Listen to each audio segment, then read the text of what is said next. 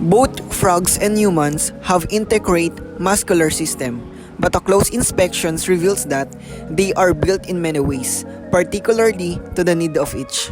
Simply means frogs are built for jumping and humans are built to do many things.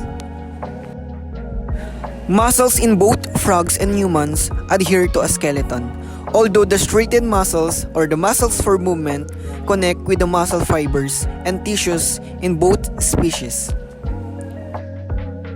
Frogs have one main skill, and that is jumping. In humans, due to a greater bone count and more extensive muscular system, they have several abilities including running, jumping, walking, climbing, swimming, sitting, standing upright, slouching and squatting, and a lot more. On the next video clip, we will show you our lab activity understanding the differences and similarities of human and frogs, muscular and skeletal system.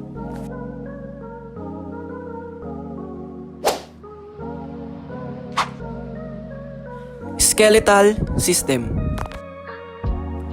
What do you think are the differences and similarities of human and frogs skeletal system? Let's find out on the next video clip. Differences. Skull. In the human skeleton, the human skull forms a head. It promotes the facial structures and forms a cavity for the brain. Skull. The frog has skull, but they are not prohibited for turning, raising or lowering their heads as humans do. Vertebral column.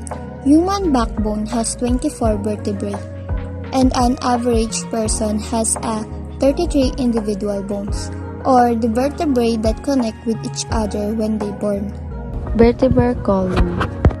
The frog has no ribs, only 9 vertebrae. Pelvic girdle. The human pelvic grid consists of 2 hip bones attached to each other at the pelvic symphysis interiorly and at the sacrum at the sacroiliac joints subsequently. Pelvic girdle. Frog. The 3 parts of hip bone, ilium, ischium, and pubis are present, consist 2 similar halves and fuse behind the form of medium vertical disc. Pectoral girdle. The pectoral girdle consists of the clavicle and the scapula, which serve to attach the upper limb to the sternum of the axial skeleton. Pectoral girdle. In the interior part of the trunk, the fractal grid of frog is present and is dorsally linked with muscle and ligament to axial skeleton, mostly shaped with bone tissue. Forelimbs. The forelimbs of humans are used for a variety of purposes, such as allowing them to reach and manipulate objects at a large range of distance. Forelimbs. The forelimbs of frog are usually small. It used to help frogs manage food and even place food in their mouth. Hindlimbs.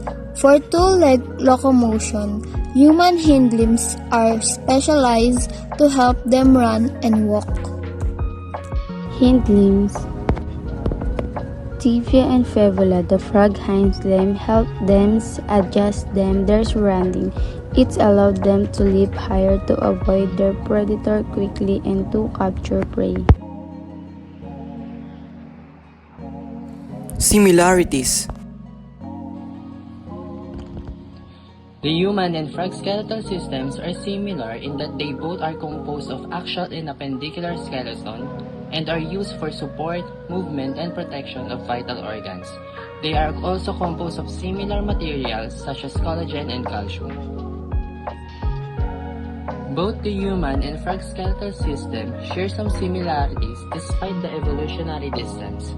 For instance, both consist of bones that are categorized into axial and appendicular skeleton.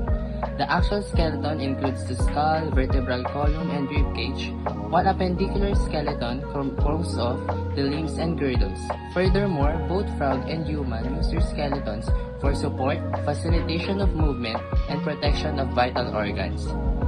The bones in both species are also comprised mostly of collagen and calcium, which give them their strength and hardness. However, they differ in terms of specific structure and the number of bones due to their differing anatomies and lifestyle. Muscular system of humans and frogs. What do you think are the differences and similarities of humans and frogs' muscular system? Let's find out to the next video clip. Differences of frogs and humans' muscular system. Differences. Diaphragm. Frogs lack one thing that humans have and use every second, a diaphragm. This muscle in humans helps with the involuntary motion of breathing. Frogs move oxygen in and out of their skin. Bipeds versus quadrupeds. Humans are bipeds, meaning they walk upright on two legs. Frogs are quadrupeds. Frogs must walk and hop using all four of their legs. Our advanced muscle system allows us to stand without wobbling or toppling. Jaw muscles. Unlike humans, toads have an extensive muscle system within their jaws.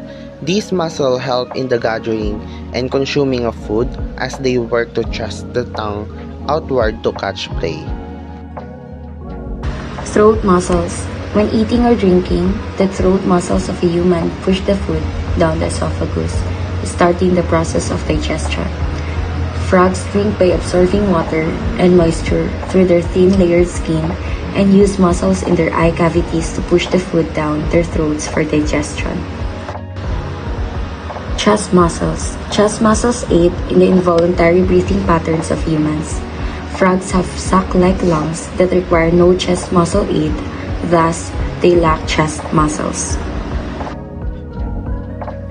Similarities of humans and frogs' muscular system. Almost all major human muscle groups, including the pectorals, deltoids, quadriceps, and abdominal muscles, are present in frogs, and recognizably similar in structures to those of humans. Just like human, the frog has an eardrum and inner ear. Its eardrum is directly on the side of the frog's head, acting as a shield and cover for their inner ear. This is called the tympanic membrane or tympanum.